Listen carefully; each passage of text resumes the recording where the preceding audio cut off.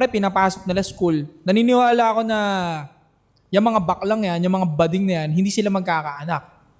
So, ang target nila, therefore, yung mga bata, yung mga anak natin. Alam mo, putang Kasi ina, hindi legit. nila kayang manganak eh. So, kukunin ko yung anak mo. Ganitong nangyayari sa ginagawa nila ngayon, pares hayop.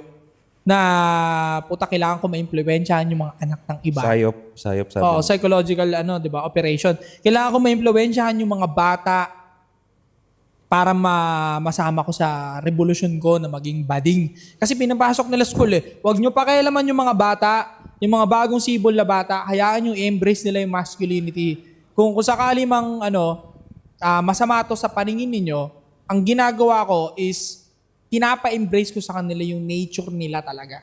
Yung babae, maging babaeng babae, feminine. Yung lalaki, harapin niya yung masculinity world and journey na maging provider, great provider sa mahal nila at magkaroon ng provisioning. No? Ngayon, kung tatanungin nga, kagaya ng sinabi ni Ato kanina, na pag nagkita ng personal, magkasapakan tayo, bakla ka, lalaki ako, hindi ganon. Hindi tayo barbaric.